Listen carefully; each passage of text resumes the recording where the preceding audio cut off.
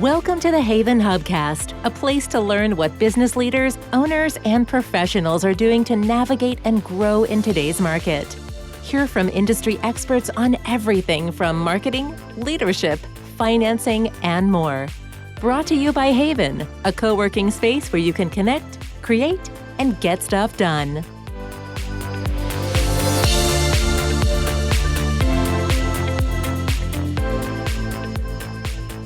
Hello, and welcome to another episode of the Haven Hubcast. I am your host, Nancy Sheed, and I am super extra doubly thrilled and excited to be here today with Amanda Miller.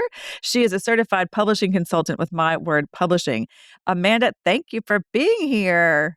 Thank you for having me, Nancy. It's always a pleasure to, connect with you again and do something together. And today we get to talk about our favorite topic today, like publishing and books and how authors and writers. So this is a fun one that I'm excited to dive in with you. But before we get to what a publishing consultant does, Amanda, I want to talk about when you were growing up, little, in college, deciding your major. Was publishing consultant that was something even on your radar screen, or how did you come to this calling or this career? Yeah, it's a great question. So, if I were to go way back in the day, when I was a little kid, I imagine and think back to the times when I was in my grandparents' house in the kitchen. I'm sitting on my lap with my grandpa and we're reading books together. So I was always reading books, in the family, and I was always kind of nose in the books. I was quiet as a kid. And then, as I got older, branched out of my shell a little bit. But in college, I did major in literary studies and literature. And I thought with that major, I would be a teacher, actually. So then Really? Yeah. And, then I realized, I don't know if that's really my calling. So I did want to go into publishing right after college. I graduated from the New School in Manhattan. And so my idea and my ideal, output of that outcome would be publishing in New York with a big publisher. But when I looked at the stats of, the income for an entry level job, it was like 30,000. And I was like, how the heck am I going to live in Manhattan with $30,000? So that quickly, And the editorial reality. side, I'm going to interrupt you. The editorial side doesn't pay any better either. I had friends that started out and they were having to be law clerks on the side or on their off hours to get in the door there. Excuse me for interrupting, but no, you're good. It's not anybody. It's all the sides. It's just, it's not good. Yeah. So there really wasn't that many options. I realized pretty quickly. So I actually ended up back home in Connecticut. My first job was in Stanford at this company. And what's interesting about that part of my story is that who I was working for at the time wanted to self-publish their business book. Well, actually, they just wanted to publish a book, right? And they had already done one. And when I came onto the team, my manager at the time told me about her awful experience actually with a subsidy publisher. And Nice. so I was like, wait, talking to my manager, oh, you ended up doing most of the work yourself and editing your book and this and that. And I was like, how about instead of going back with them, you just self-publish? And this was before I really even knew what self-publishing was. I just kind of heard of it in passing. And I was like, well, if you're doing most of the work yourself, why don't you self-publish? And so it's kind of funny. That came out of my mouth. And who knew that, I would be landing in a self-publishing consultant gig later, like a year later. So really, it was honestly a blog post came across my desk. I was reading into it. I found My Word Publishing. And I was like, what is a self-publishing consultant? So I had no idea, who still knows what that is unless you heard this podcast. So I came into that position and here I am in the world of publishing. That is such a perfect segue. And, you and I've had many conversations that I'm excited to sort of share and bring to light here. But again, one of those things that you've recently graduated and you still have a job or a job title that you didn't know existed. I certainly do, but that was many, many, many years ago. So let's just launch into that. I think your career is a great sort of example of actually what the publishing industry looks like right now, right? In the olden golden days, you had to find an agent, have an agent, take your, or get your book sort of, to a traditional quote unquote publisher, have them publish it.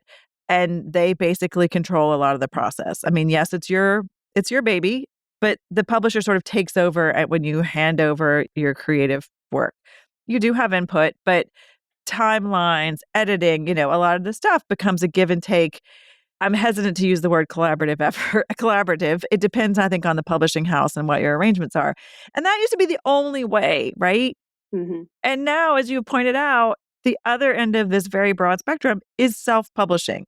And in its most extreme, could you tell people what that looks like? Like if somebody had no help, no nothing, what does self-publishing sort of look like? Or what do you think people think of when we say self-publishing? Yeah, I think what people think of is I just wrote a, I don't know, 50,000 word manuscript under a Word document, and I'm going to grab that and throw it up on Amazon's KDP platform. And maybe I had, somebody for $100 make a cover design, and boom, I have a book that's self-published. So it kind of Exactly. looks, could be that easy. Could be that easy. Well, Yeah. easy being a word we know is not the case. But like that is the other end of the spectrum now. Like truly Hmm. anybody can publish a book.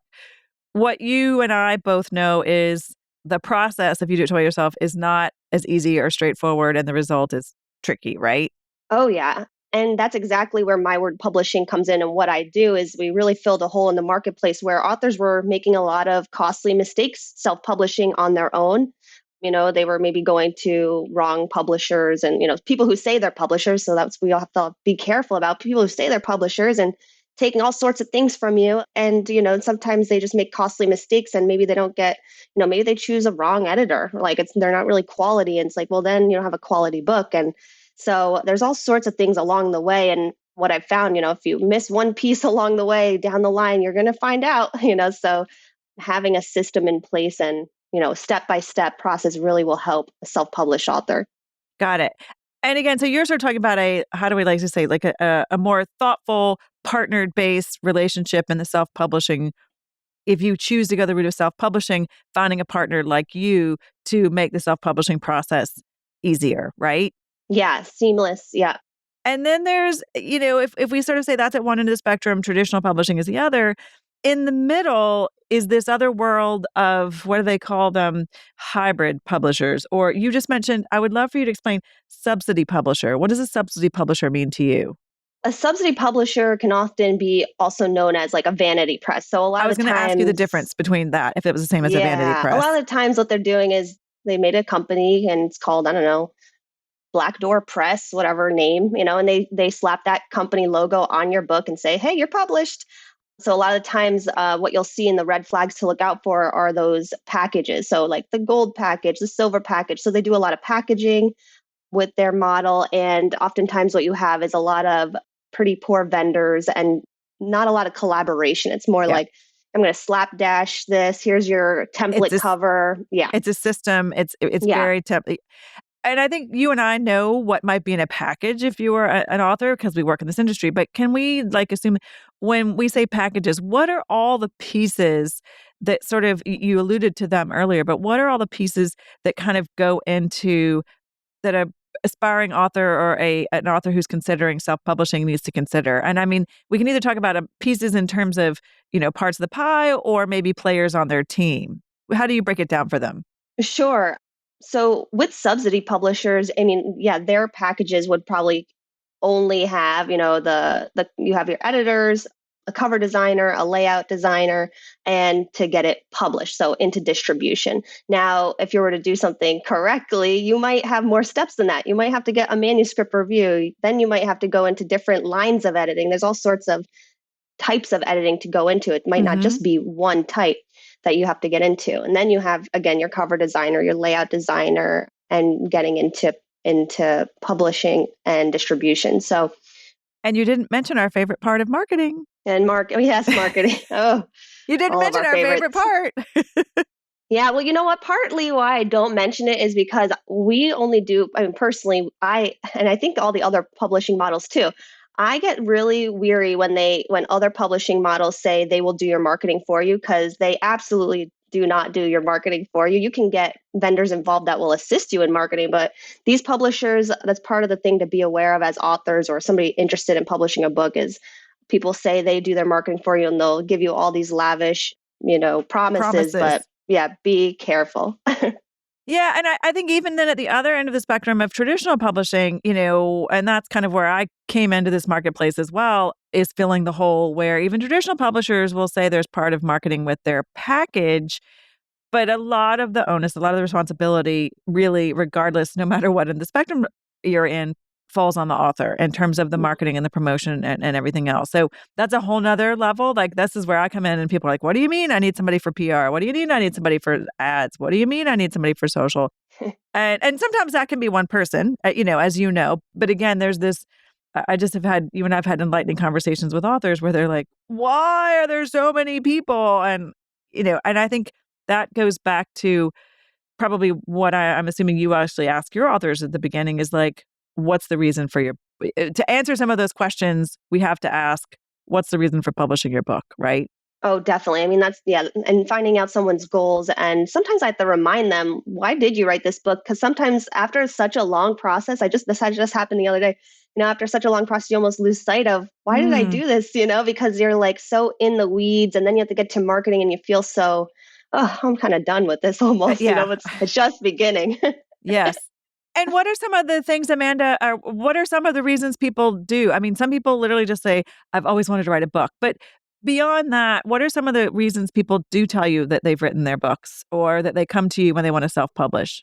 Yeah, that's a great question. I mean, there's so many different types. So one type of person I see a lot is maybe the legacy kind of book where, they have a story in the family they want to keep and treasure, and it's just for the family, which is really cute. And I wish I had even more of those people. Then there's the business book, kind of people. Maybe you have a business and you want to use your book for, kind of as a business card or even to establish your expertise in the field. So it might be to do that, and to get on more podcasts and speaking events, and a book will help with that.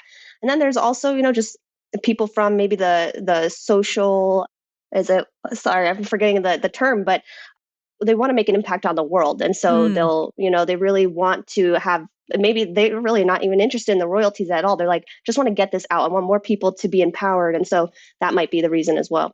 That's really helpful because I think, again, we've encountered people who are like, I've always wanted to write a book or I'm thinking about writing a book.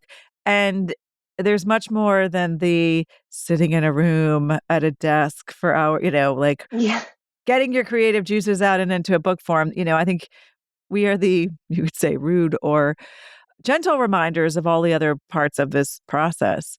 What advice, Amanda, before somebody would come to you or just maybe for that person who's kind of maybe even thinking about writing a book, what are the things you have them either think about or you ask them beyond, like, why are you writing the book? What are some sort of touch points that get them thinking to make their author journey the most sort of satisfactory? Well, I always ask them, kind of going back to the goals question, and what do they have in their mind's eye? Sometimes, it's interesting, even with children's book authors, this might be getting too nitty gritty, but, for children's book authors, which I encounter a lot, is they have in their mind's eye a hardcover for their book, right? But in the world of self-publishing, sometimes we have to give and take on some of what we have in our mind's eye because the market and the tools we have don't necessarily always add up in the long run. So that's kind of, again, where I come in, where at the consultant, well, this is what I've seen, and this is how it's going to impact you and your wallet. So Right. I don't know if we can do that, and so sometimes we have to make compromises. So asking a bunch of those kind of questions, so we can, okay, here's your goal, and here's the best way and the path to obtain that goal. But sometimes along the way, if we're doing self-publishing, you might have to compromise some things. Right. To be totally transparent, I hope I'm not putting you entirely on the spot. I would love to just sort of shed a little light on the economic models at both ends of the spectrum, right? So at the traditional model, in an ideal world, you have an agent. Yep. An agent gets paid to help you get your book sold, right? Like that's part of their work and their job. And by sold, that implies that you, author, have sold your book to a publisher who's paying you money to publish your book. The other end of the spectrum in the self-publishing is, again, it could be close to zero, right? That the publisher needs to spend. But if somebody comes and gets a consultant like My Word Publishing or goes the hybrid model, what's the range that an author should be expecting, to invest? I'm not going to say spend, invest in the publishing of their book. I feel at the minimum, it's a range would be around 4,000 to 10,000. That's the typical range I'm seeing all in. That's what I'm saying, all in. So yes, the consultant, but yes, to the cover designer, the layout, all that. So there's such a range of, depending on the quality of the, and the type of vendor you choose. So that would be the amount, you would invest in. I've seen hybrid models that are closer to $20,000. So Wow. I think, again, Mhm. I think, but sometimes those marketing packages or promotion packages are put in there, for, again, depending on what you want to do and get done. But I think it's always a shock when authors will say, well, I'm going to self-publish because I save money. It's like, oh, no, no, no, no, no. It's not. You're Right. actually going to invest in doing your book well and yourself. The flip Yes. side of that is in your book sales, you have much more control of the actual revenue and the return on the investment versus the traditional model. I mean, correct me if I'm wrong. The traditional model, those royalties with the traditional model are much smaller. And especially, if you don't have a bestseller, those are not big checks. You sort of make your money on the selling of the book and you hope for the best. And I think the typical arrangement is you're in the traditional publishing model is you're given an advance, right? And Yeah, then maybe it's 10, 15,000. They're really not going much higher these days. And remember, you have to also pay that agent back that you hired for all exactly. those months they've been working with you. And then, so I don't know how much of that advance you're making after all is said and done. And then once that advance is made up in book sales, you will then see your first royalty. So a lot of authors in the traditional publishing route don't ever see their first Yeah. royalty. So there's that. And I know anecdotally a lot of authors will also then spend some of their advance on marketing support or, Right. admin support or, a lot of them, if they have a day job, promoting their book can be a full-time job, as you and I both know. Well, I could talk about this all day, and I hope that you and I will Me keep talking too. about it all day. But I think I just feel like it's a service. Thank you that for sort of educating people on this ever evolving process. The kind of it's the publishing world is, as we've said, is ripe for disruption. It's being disrupted. It's constantly changing. There are all these tools, so it's great that there are people like you out in the world to help people navigate what is not a simple process. Yeah, and it's so funny, just wrapping back to the beginning. It's like, yeah, of course, when I heard self-publishing consultant, I didn't know what it was because it's only been, a thing in the past 8 to 10 years. So it's kind of funny, all these new rules coming to light. Exactly. So before we wrap up, we have to give the nod to Haven that brought you brought us together, for which I'm terribly thankful. I've loved seeing you there. It's been fun seeing sort of how our paths have crossed. Tell me, what has Haven meant to you in terms of your business? Or I actually know you've also been making some wonderful contributions to the Haven community. So I'd love for you to talk about that as well. Yeah, I mean, when I think of Haven, I really think of community. I mean, not only for somebody who works at home, I basically work alone all day, right? And the only people I talk to are my clients and maybe some of my coworkers, but for the most part, I don't see any other humans in person. So being able to go to Haven, to see other people and also to be part of the community that I've actually, started and created there has been amazing. This year we actually started a group called Haven Young Professionals and Entrepreneurs, where we bring young people together to talk about their careers and how can we support one another. So, I had this idea and I brought it to the owner, Felicia, and she was so supportive, which is amazing and allowed us to, use her platform and create a community. And, it's just something I really look forward to. And it's just been just really wonderful to be part of that group in Haven. It's an awesome group. It was fun to see you all at our book event earlier this month. Well, thank you for all the wonderful stuff that you're bringing to Haven, and I'm thankful for it. Amanda, if people want to either find you for your publishing consultant expertise and or learn more about your Haven Hype group, how do people reach you? The best way to reach me is probably by email. I watch it like a hawk. So my email is amanda@mywordpublishing.com. If you'd like to check out our websites, mywordpublishing.com. And then to check out Haven Young Entrepreneurs and Professionals, or Professionals and Entrepreneurs, sorry, go to the Haven website. And if you go to the events, we will be listed under there. Perfect. I'll put a link in there. I'll put all those links in the show notes. Amanda, thank you so much for your time. This is always a treat. And here's to better, more exciting, engaging, book selling publishing. Thank you, Nancy. Thanks for listening to the Haven Hubcast, a place to learn what business leaders and owners are doing to navigate and grow in today's market. Please leave a review on Apple Podcasts and subscribe on your favorite podcast app. Haven is a co-working space and virtual community located in the heart of Fairfield County, Connecticut. Haven is a hub for business owners and professionals to connect, create, and get stuff done. Find out more about the Haven community online at haven.com. That's HAYVN.com. Haven Hubcast is produced by Sound Advice Strategies.